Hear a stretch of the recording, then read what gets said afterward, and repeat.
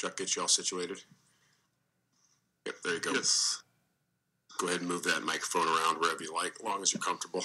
Just make sure you're talking into it, but not too close. Sometimes it picks up our breathing. Yes, sir. And your last name, Christiansen, correct? Yes, sir. Yep. All right, wonderful. Go ahead and raise your right hand. Do you swear or affirm the testimony you're about to provide is true and accurate? I do. Thank you. All right, please state and spell your name and your address for the record. My name is Lawrence Christiansen, Lawrence, Christiansen, Christensen. I live at 18025 County Highway E24 in Whiting, Iowa. All right. And do we have that parcel up yet? So we refer to this as parcel H-WO-037. I assume you call it something different. Yeah. How do you refer to the parcel, the farm? It's actually my stepfather's ground, so it Buchanan property, I guess is how we refer to it. Buchanan property. Okay. Can you go ahead and describe the current use of the property and any plans for future use you may have? Yes. Currently, it's being farmed. It rotates between corn, beans, and alfalfa. It's being rented out. The farmer that's what he does with it. For future, what originally, and I'm representing Orville Davis. His whole purpose was to buy that parcel, being just east of Sioux City, where it's a perfect place to expand for future development. Probably residential is probably what he's planning on. And that's what we're worried about, is that, with the pipeline going through that ground, that's going to reduce the value of it tremendously. For example, there's a parcel just north of there sold 2 years ago. They get roughly sold for about roughly $20,337 an acre. If the pipeline goes through there, nobody's going to want to build there. Will probably be reduced to what farmland is worth, roughly $9,000 or less an acre. So then there's pretty much a loss of $880,000 if we just use simple math at $20,000 an acre. I should have clarified before. Yeah, it's Woodbury County? Yes, sir.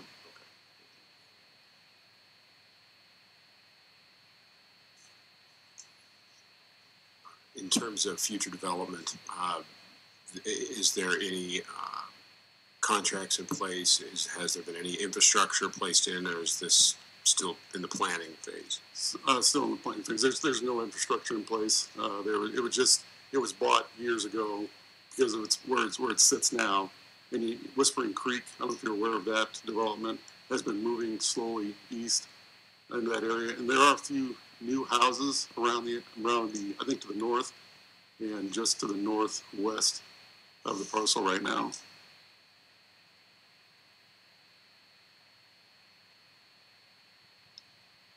Can we zoom out and just get a sense of how far we are from?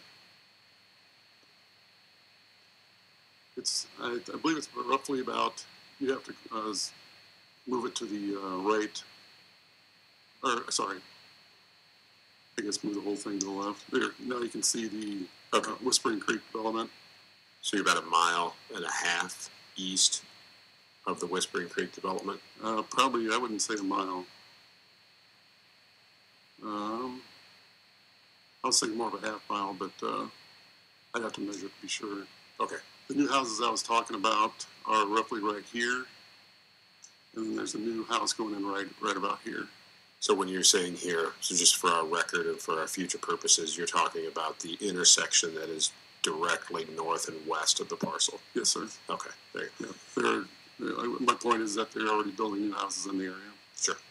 Thank you. When we're describing it, it just helps us tremendously to say, give directions and descriptions so that we can go back and figure out on the record exactly what you were speaking about. Absolutely. Any buildings or structures on the property? Yes, sir. If you look up in the northwest corner, in this area right here,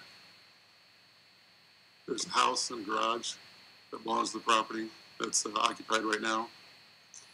That's roughly, I was trying to do some measuring, and it's roughly about 1,200 feet to the west of the pipeline.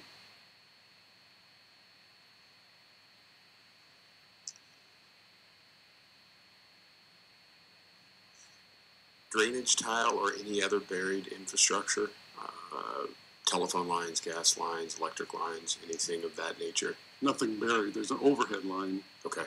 Can you give us a sense of where that runs? Yes, that runs right about here. Okay, so roughly, okay, there we can see it. You can kind of see, yeah, there's a pole there in the southern boundary and on the northern boundary. Okay, so it looks like a transmission line runs kind of right on the western edge of that red shaded area. Yes, sir. Okay. Are there any other above ground facilities other than the buildings in the northwest corner? No. Okay. Any streams or bodies of water on the property? Not on the property, just to the west of it, there's a ditch, a drainage ditch, which is one thing we had a concern of, is if, you know, there's a break in the line, that would probably feed through that ditch all the way down into Sergeant Bluff. Can you show us where the drainage ditch is? It's right, roughly about in this area here. Okay, so just west of the... Yes, sir. Is that a gravel road? Yes, gravel. Okay, great. And is that drainage ditch consistently have water, or just during wet periods? I don't know for sure, but he has talked about how that has helped tremendously, because they did have a lot of water problems before, and that ditch pretty much took care of all that. And it looks like there may be some timber and forest on the parcel outside of the red shaded area. There's right here, most of the trees are right around the building site. Okay. Down in here, he also owns this piece right here. That's not, there's roughly there's 20 acres right here also, but that's not part of this. It is part of the 80, but it's not where the pipeline goes through. There are a few trees in here, but along the ridge, but nothing I would consider forest or anything like that. And I apologize, just to clarify, and I think you said it earlier, the farmstead where there's buildings, is there a house there, someone living there now? Sir. And who's living there now? It's his grandson and great-grandson. Okay, but he still owns the area? Yes, sir. Okay, very good. Any easements held by any third parties other than the transmission line? None. Okay. Any features or conditions that might not be readily apparent from the map?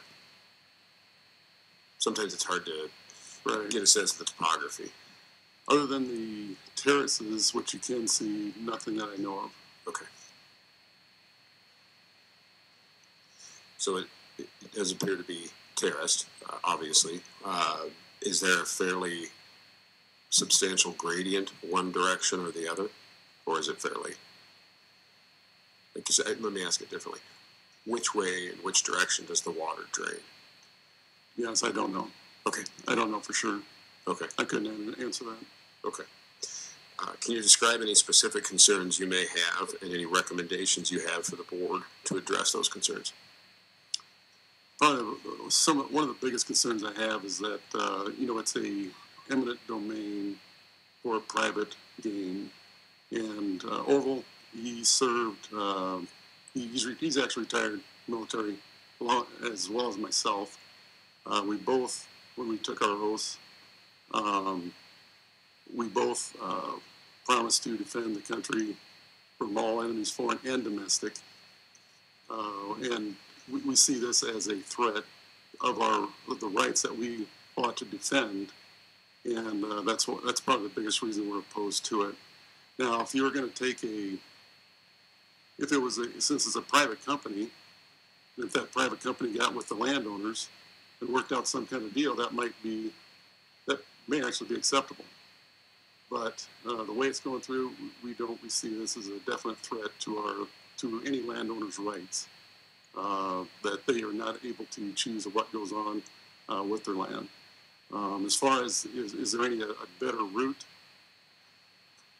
Orville does not want to put this burden on anybody else.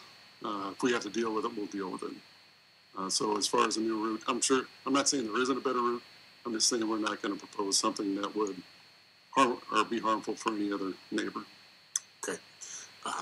So on your particular property, or Orville's particular property, is there an alternate route if a permit were granted? No, we just see it as anywhere in that area with the problem with like safety. There's I wrote some notes down here. Concentrations as low as 3% can be fatal. And concentrations of 10% or more are instantly fatal. So I guess I don't care where you put it. It's gonna cause problems down the road if there's any kind of leak for a high pressure CO2 line. So as far as we're concerned, not putting it in is probably the best option. But there's also other options. There's another company called Carbon Sink that can actually take that CO2 and make it into another methanol type fuel here in Iowa. Would pretty much get rid of the whole CO2 problem.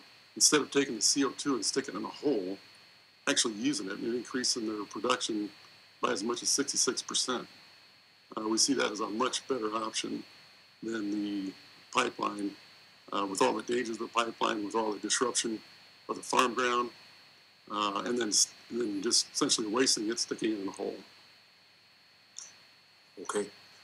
The board may have some more questions later on, but right now we're going to turn you over to the parties. Mr. Taylor. Thank you. Thank you. I'm Wally Taylor. I represent the Sierra Club. Looking at the KMZ map, it's my understanding, just to clarify, your family owns the red square and also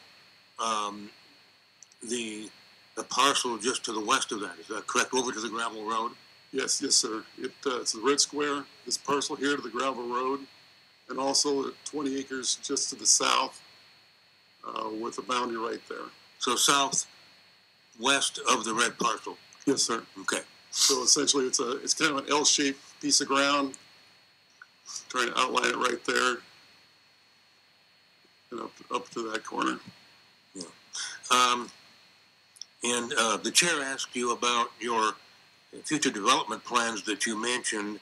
What we're trying to clarify here is whether that's just something that's really hypothetical, or if you really think it's going to happen.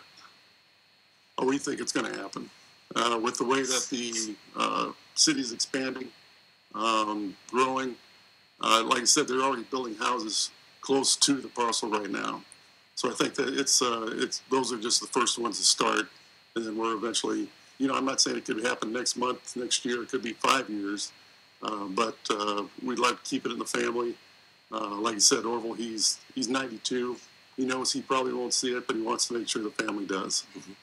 And that's Sioux City that's expanding, is that right? Yes, sir. Yeah.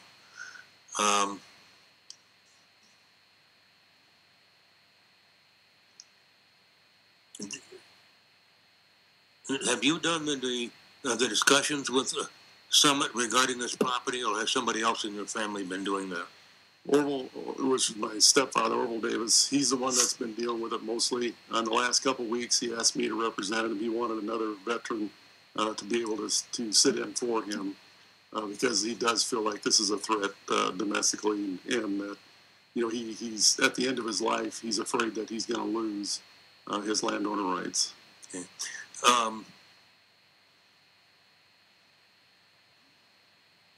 Has this idea of the future development been discussed with Summit and trying to work out some sort of resolution of that? I don't know for sure, but I know that the amount that they offered was probably less than 10% of what he's probably going to lose. So he guaranteed it's not even going to consider it if it's that low. Okay. More immediately, is there a concern about the impact on farm ground? Yes, sir. Whether it be the compaction that it causes, whether it be the disruption, You know, how many years does it take to get the farmland back into the shape that it was? You know, how it's going to affect the terraces. You know, if they have problems with the pipeline, what that's going to do to future, you know, while they're farming it. What impact is that going to have? So yes, very definitely so.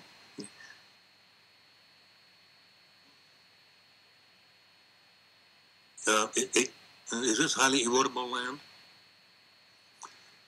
Because of the terraces, I'm mainly a flat Iowa farm kid. So as far as I can give you technical details, but okay. Yes, I do, because the terraces are there. It is erodible. That's why I asked. I assumed that was the case, but.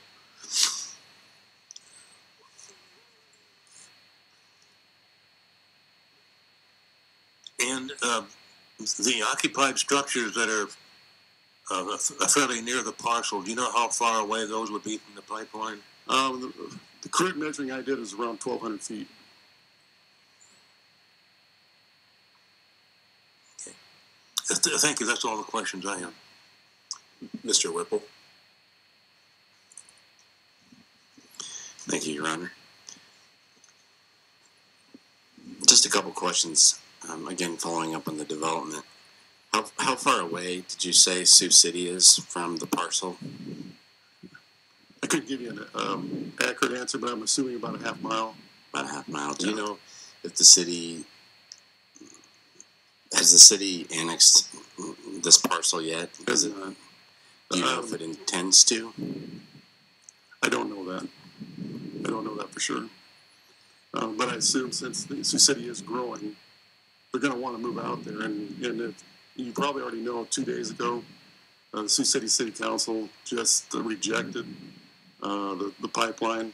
And so what I'm afraid of is that pipeline goes in, it will not happen. So instead of having a possibility for the expansion, that probably will kill it. Sorry, Mr. Whippel, if you don't mind just leaning back up just a touch. Thank you. I was just so focused on what we're doing there. So the city council adopted a resolution a couple days ago. Yes, sir. And do you know the city's reasons for the resolution? I don't know for sure. What I'm assuming is that it's because of the safety issues, because of the disruption of the farm ground, because of the limiting of the expansion of Sioux City, is probably why they decided not to, why they adopted that resolution. So it's fair to say that the city's concerned about its future economic development? Absolutely. If you look at, that's the only way Sioux City's got to expand. If they're going to go to the east, you got the river to the west. I guess you can go north and some south, but you already got Sergeant Bluff down there, which is expanding. But as far as Sioux City proper, that's probably the best place for it to expand. Is the property served with any city services yet? I don't know for sure. Other than probably just normal garbage collection. Like I said, it's a gravel road. So other than, I think it's mainly dealt with by the county. The only reason I say that is because we just had a new septic system put in, but also the county came in, took out a bunch of trees along the ditch, dug out the ditch, and because it was causing problems. So the county was doing that. And so I still think it's part of the county. And have you had any conversations with any developers about it, even preliminary? No, sir. I have not. Orville may have, but not to my knowledge, no. Thank you. That's all I have. Thank you. Ms. Ryan. Thank you, Your Honor. Good morning, Mr. Christiansen. Good morning. You said that this is your stepfather's property. Yes, ma'am. Do you have any ownership interest in this property? It right now in the will, it goes to my mother and another one of his children. So eventually, yes. And just to be clear, will be the executor of the will once he does pass. Okay, but you don't have any current ownership interest? And that's, to be honest, I don't know a whole lot about it. I know it's there, but I really wasn't too concerned about it before this happened. I want to follow up a little bit more on the development questions. Can you remind us how long has Orville owned this property? I don't know for sure, but I think he bought it back in the probably 60s, 70s time frame. Okay. And I assume that he bought it with the intention to hold it as a long-term investment. Yes, ma'am. And he told me that last night. And given that it's a long-term investment, do you think it's fair for another company to come in at this point in time and interfere with his plans? Absolutely not. I think it's not only detrimental to the landowners in the area, but just to the entire community. Just like we were talking about before, how you look at where Sioux City going to expand, that's a perfect place for it to expand. And with a pipeline there, that's going to put probably the brakes on a lot of future development plans that may come about. I said there's many more better options to deal with the CO2 than this, and one being the carbon sink that I mentioned earlier. And you had said also that you thought that if the company had worked with landowners and come up with a deal with landowners, I'm assuming you were talking about an economic type of deal, but could you explain what type of deal you might think would be acceptable? When I was talking about before about the eminent domain for private gain, I think it's totally wrong. If they wanted to do something like this, they need to get with the landowners themselves, come up with a deal to share with the profits instead of just one company getting everything. And we essentially getting nothing, except we have to deal with the pipeline that's going through our land and everything that comes with it, including the safety issues, the disruption it is to the farm ground, and the future maintenance issues that they have. I'm not even talking about the wells that they have to drill to make sure this pipeline flows properly. But you think about how that's going to affect, again, back to the community, the farming community, who relies on irrigated, much of the ground is irrigated. That's going to also deplete that resource. Okay. So you're also concerned about water use? Absolutely, yes. Yeah, I'm glad you brought that up because I just remembered that. And you mentioned both you and Orville have military service, and that you took an oath. I assume that oath included protecting the Constitution? Absolutely. Protecting the Constitution and in the Constitution, the rights that it gives to landowners to do with the property as they will and not have other people take over, essentially go against those rights. At his day and age, he's actually got to think about fighting against people who are going to try to take the rights of the Constitution that he swore to defend. Okay. So that is all my questions, but I think it's appropriate, given that this is the week that our country honors veterans with a special holiday. I'd like to thank you and Orville both for your service. Thank you very much. Ms. Coles.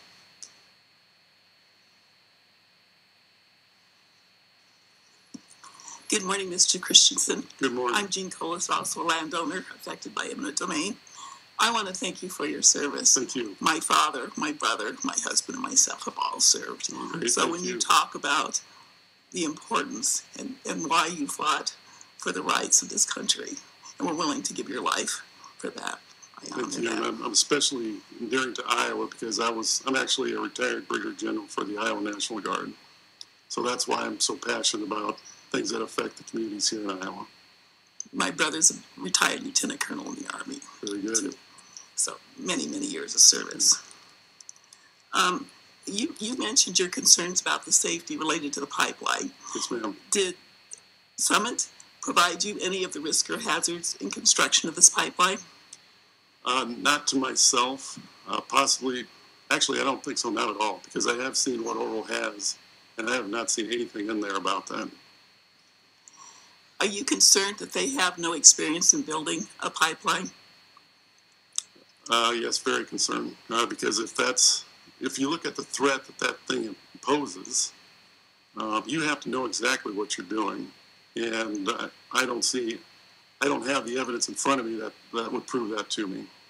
You mentioned his grandson is very close proximity to the pipeline and also the ditch close to that property. Are you very concerned about his safety and well-being? Absolutely. But I think if it does spring a leak, that I think it's going to expand more than that. So not only his safety, but the neighbors around that area. You saw earlier how close Sioux City is to that pipeline. So depending on what the plume is, and of course we don't know what that is because they won't release it. We don't know what the effect's going to be. So in other words, we got to assume the worst case scenario because we don't have the details of what it actually is. Do you know what the emergency response system is in that area? Do I know what it is? Yes, sir. I've worked with it, but I spent 36 years in the Guard, and I've never heard them talk about CO2 plumes, CO2 reactions. So I don't know because I've been retired for a while if they have plans for it now or not.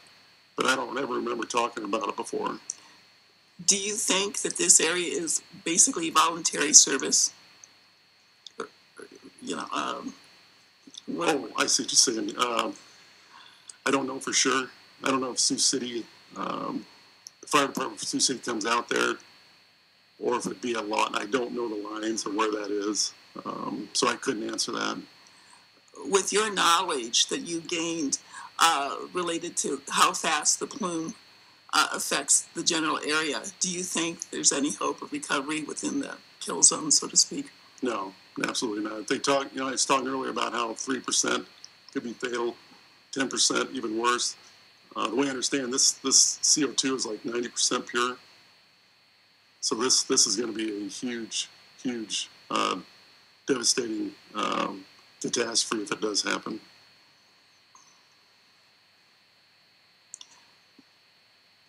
Do you has he attempted, to get liability insurance if the pipeline is constructed? He has. I don't think he has. I think he's pretty much stiff-armed the whole thing for a while, which, I probably would have done the same thing. But I don't think he has. Is he concerned about his personal liability if there's a rupture on his property? And I think if it does go through, there should be some kind of a clause in whatever contract it is that Summit picks up the liability insurance.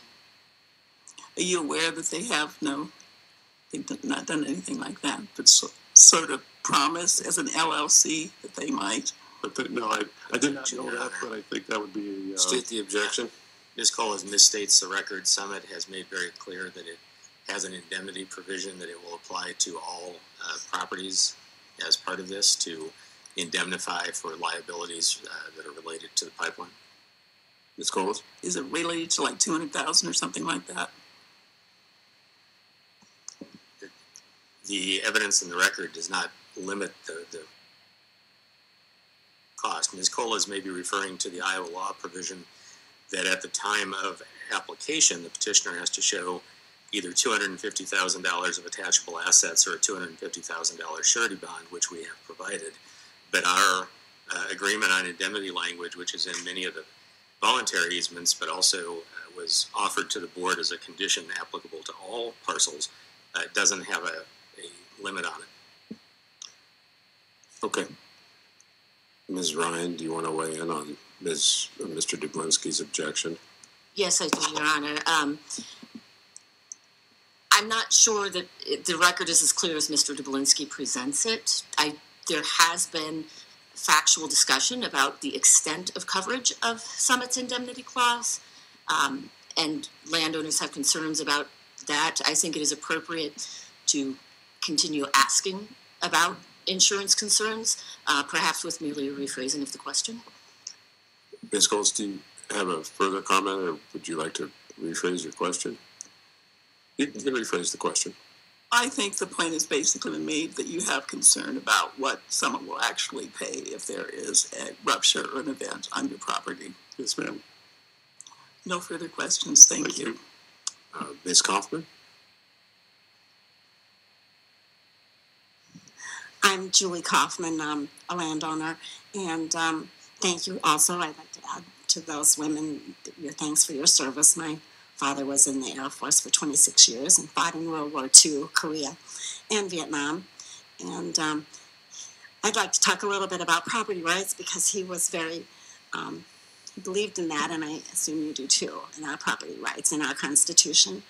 Do you believe that this would negatively affect not only your property rights, but the property rights of all Iowans and perhaps all Americans? Objection, Your Honor. State the objection. A, calls for legal conclusion. B, the opportunity for non-party landowners is to talk about impacts to their land, not to all Iowans or all Americans, and also asked and answered. Previous questioners have discussed with this witness about his concerns about property rights, and I think he has spoken quite a lot this morning about his concern about eminent domain and his views on that.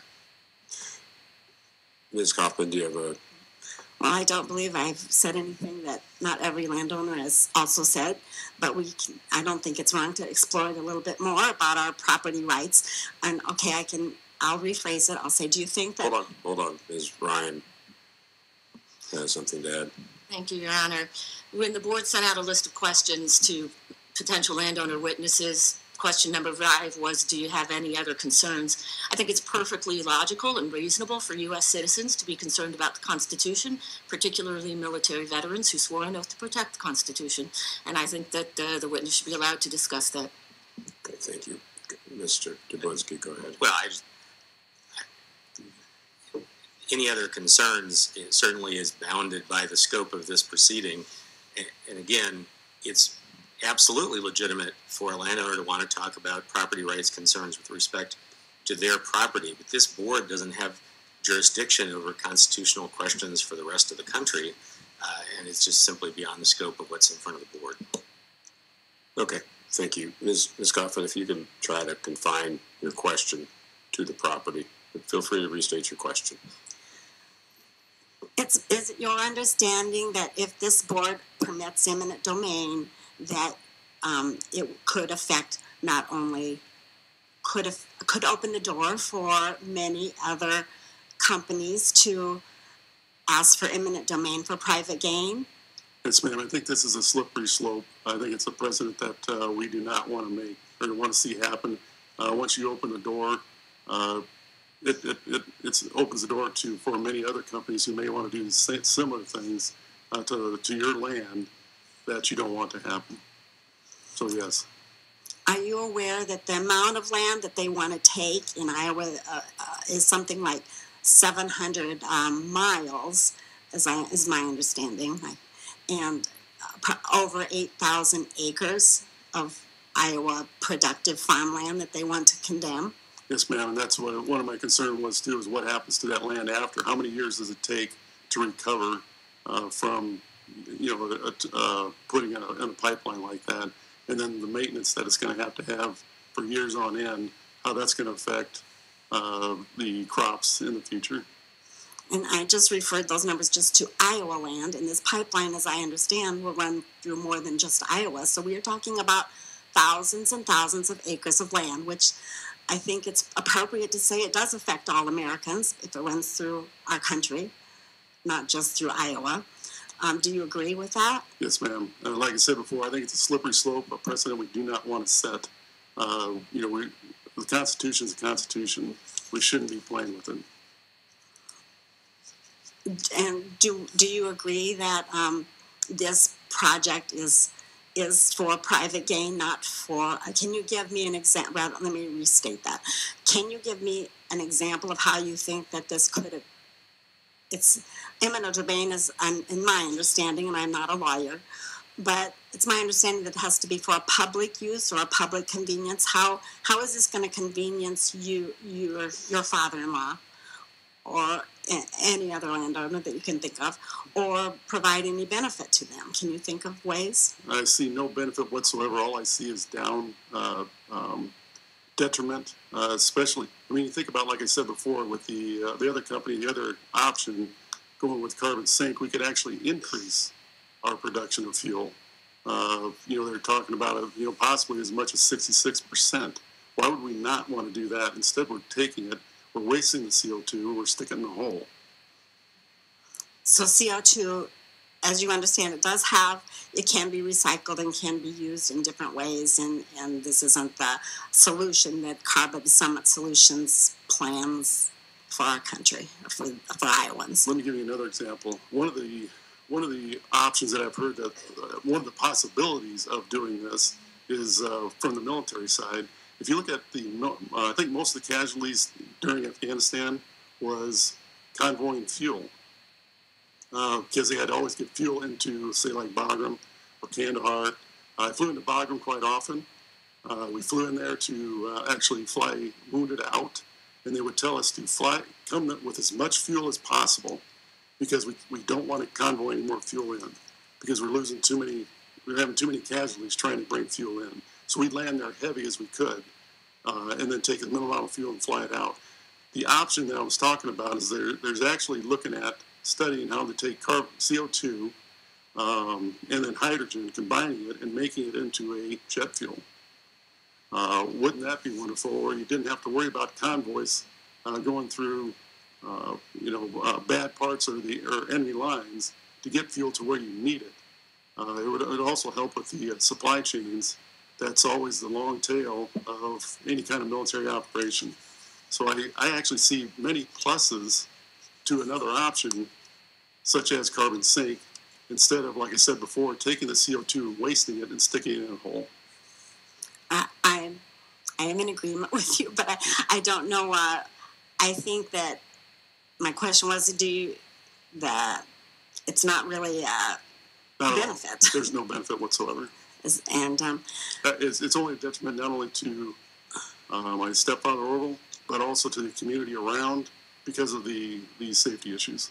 So you see CO2 as a potential natural resource rather than a detriment. A waste product, yes, ma'am. Correct, in my opinion. What about water? Do you understand that there'll be millions of gallons of water required for this project? Yes, ma'am. That's what I was talking about before, about the millions of gallons of water that's going to be used for this project. That's going to be taken away from producing crops on farmland because of all the irrigated land that we do have. And I was talking to farmers this last year about how some of their wells are starting to go dry, and they're actually starting to worry about that. So why would we take water that we probably don't have and send it on this pipeline, which is sending CO2 that we could use for other productive purposes, and wasting it? Are you aware that the Department of Natural Resources has been petitioned to provide water for these? There's 13 plants, to my understanding, ethanol plants, that may be petitioning the DNR for water use. I did not know that. I knew there were wells, many wells that were going to be required. I did not know where they were going. And were you aware that they estimate the amount of water to be about 500 million gallons for Iowa? I knew it was a lot. So I knew that doesn't surprise me. Back to the question about the military and safety. People have previously expressed concern about not only personal safety where we live, but perhaps even national security issues, and that might be one reason that they've been unwilling to release the plume, is my understanding, is one possible reason. They may not be unwilling to tell us how far the plumes go. And do you agree that it could be a national security risk if our enemies know where these potentially deadly pipelines are? Yes, ma'am. If you look at, everybody knows where the pipelines are going to be. Exactly. They're not being protected with all the people, for example, the southern border, with as many people coming across, with everything going on in the world. I'd be surprised if they didn't look at that. You plant a bomb, at the middle of the night, nobody's going to be watching. That's an easy target. That's what we call a soft target.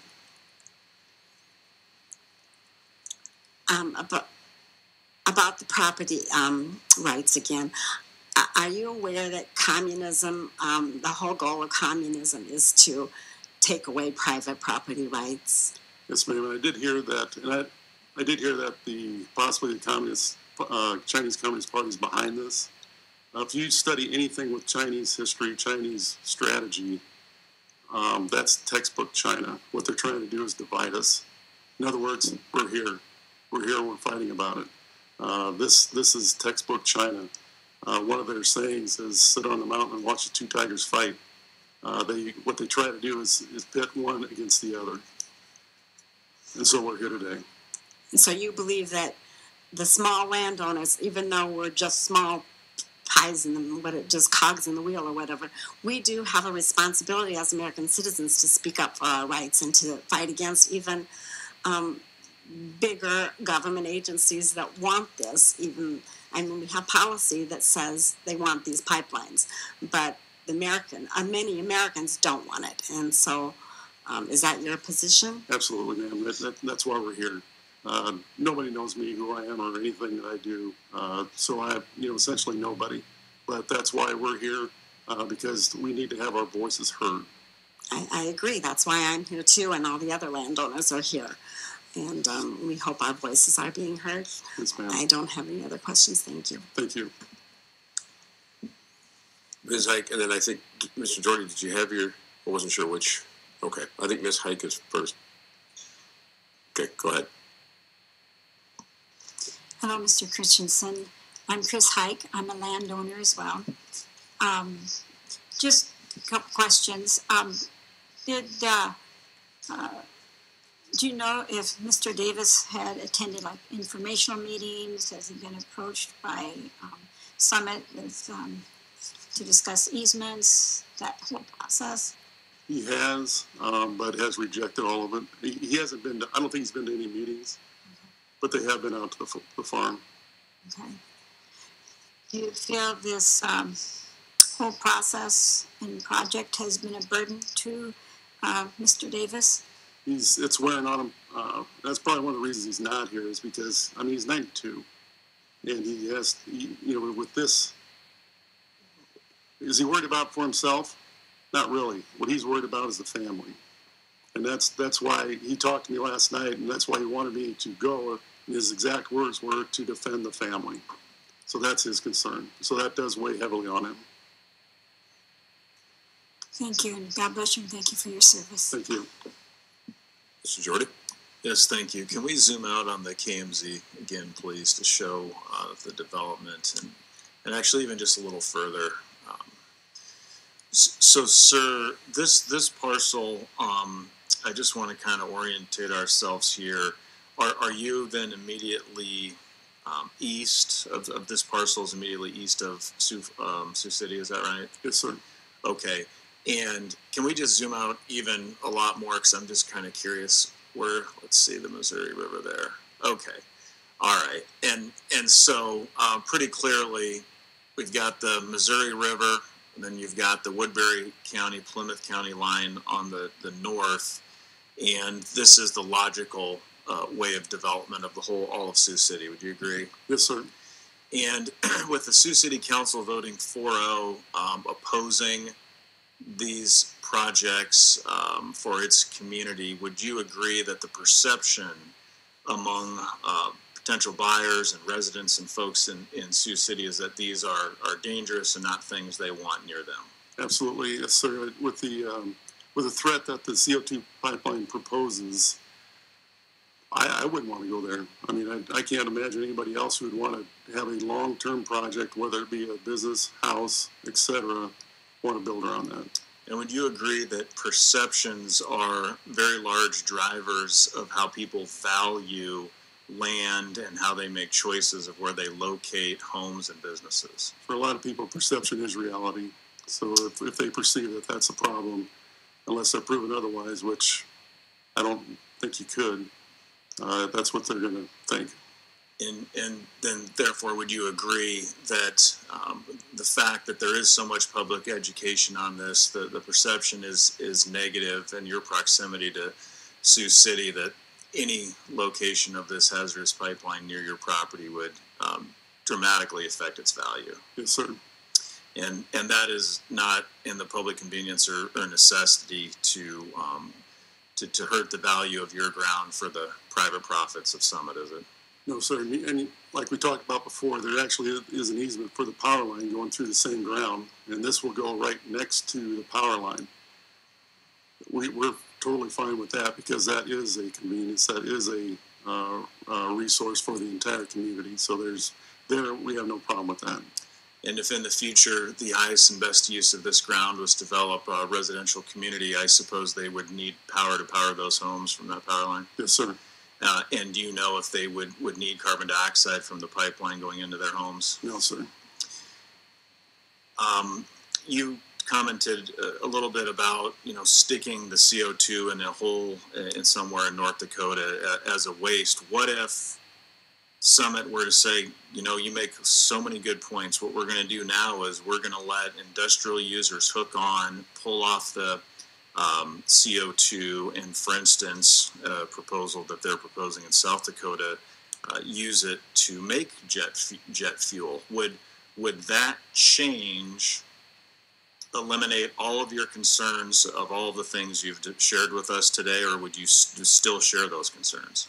I still share most of those concerns, but I do think that would be a better idea. What I would rather see is that they actually put those plants on along with the ethanol plants so that they can produce it all in one spot, and that way there's no need for a pipeline. And that's where I wanted to make sure your testimony is clear. So if they say, we're going to partner with this company called Gevo in South Dakota and elsewhere, and it's going to be great, and they're going to make jet fuel, you're still against the concept of large pipelines and eminent domain to get it from place to place, and you want on-site solutions at the CO2 emitters being the ethanol and fertilizer plants. Yes, sir. Like I said, that only fixed one problem. You still have the safety problem. You still have the farm ground problem. That's just one small problem fixed there. In terms of the national security questions you were asked, would you agree that it's logically pretty confusing for Summit on the one hand to say these are so dangerous, it's such a risk to national security that we can't release the plume modeling to the public, but let us build them anyway? Right. Yes, absolutely. I mean, there's how do you plan around that? There's no way to plan or no way to expect. Even if you're an insurance company, they've got to know what's going to happen. How are you going to get insurance for something like that that's so unpredictable? How do the actuaries work all those issues out? And then you were asked some questions about indemnification. Are you aware that the easement language that at least has been attached to the affidavit of Mr. Micah Rory in these proceedings as evidence that Summit has put forward only has indemnification for damages arising out of the use of the easements by the company and its agents? Did you know about that? I did not. And would you agree that it's not publicly convenient or publicly necessary to have all of the alleged voluntary signers of these easements be stuck with that language that this board has no power to change because that was agreed to in a private contract? I agree. Now, you talked a little bit about rights, and I have to push you here. Do you understand that the Fifth Amendment of the U.S. Constitution allows for the taking of private property for public use and is, if justly compensated? So would you agree that when you were fighting and Orville was fighting, which I also join in thanking you, that you were also fighting for that right? Absolutely. Whether it's going to be, if it's for public good, that it's moving in that direction. But for private gain, no. And so you would take issue not with the concept that a government, perhaps for a county hospital or maybe an interstate highway system, might on limited occasions need to exercise the right of eminent domain, but for this particular project, the fact that it's not for a public use, the eminent domain is not appropriate. Yes, sir. And do you understand that this board could grant the pipeline permit, but simultaneously deny the use of eminent domain for all properties that Summit seeks it for, what would you think about that? Say that again, sir. That this board could grant the application or the permit for the pipeline route, but deny the power of eminent domain, which would mean if Summit wants to continue on this bad route, they would have to negotiate at arm's length and couldn't take things from people. I'd be fine with that. All right, very good. And then lastly, you probably are aware that the Declaration of Independence preceded the Bill of Rights, and the Declaration talks about the right to life, liberty, and pursuit of happiness. Is anything about this project advancing Orville's rights to life, liberty, and the pursuit of happiness? Not at all. It's to be honest, it's weighing very heavily on him. Like I say, he's 92. He worries about it constantly. All right. Thank you, sir. I appreciate your testimony. Thank you. Mr. Dublinski? Thank you, Your Honor. Good morning, Mr. Christiansen. Can we zoom back out just a hair there? A little farther, yeah. Stop. There you go. Thank you. Just to get oriented, what is that large brown patch to the east of your property? I believe, I don't know this for sure, but I think it's a feedlot. Okay, so that's a CAFO, an animal feeding operation. Right. I don't know that for sure, but that's my guess. That was what it looked like. I just wanted to see if we could verify that. Mainly, I want to talk a little bit about, you had suggested as an alternative that would address some of your concerns, green methanol production. Is that correct? Did you happen to be listening to the hearing when the CEO of a company called CAP CO2 testified?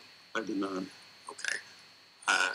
Are you aware that for the methanol to be green methanol, it requires that it's made with renewable energy sources? True. Okay. I accept that.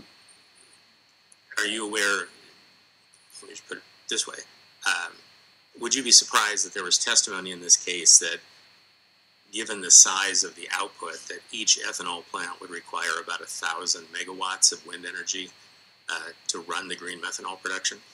I was not aware. No, I do not. I'm not an engineer, so I don't know how it works. Are you aware that Woodbury County has recently taken steps to significantly restrict wind energy development in Woodbury County? I was not. And also, again, the green methanol, you're aware that hydrogen is one of the inputs for that product? Yes, sir. And that is made through the electrolysis of water? Yes. And as a result, the green methanol production will actually require more water than the carbon capture and sequestration in this case. Okay, not aware of that, but I also... Objection, Your Honor. Since that's not in the record, I don't think we've had a comparison of the precise quantities of water that green methanol and the carbon capture would use. Well, Mr. Jorde, go ahead. I would join. This is all also irrelevant, especially as to Woodbury County specifically. So this entire line of questioning is irrelevant, and Mr. Dublinski is basically testifying, and this witness doesn't have foundational knowledge, but he's forming the conclusion in a question, so it's inappropriate. It's lack of foundation. Hey, this has been Mr. Jorde's stock in trade for 8 weeks of hearing, but also I think, to the extent that this witness has suggested this is an alternative, we have every right to probe the validity of that alternative and how it meets this witness's concerns about the project. And these absolutely are factual assertions that A, we're simply asking if he's aware of them, but B, I think is supported by the testimony of the CAP CO2 CEO. But in any event, that was the last question, and I have nothing further. So. Okay, noted. Board Member Burns.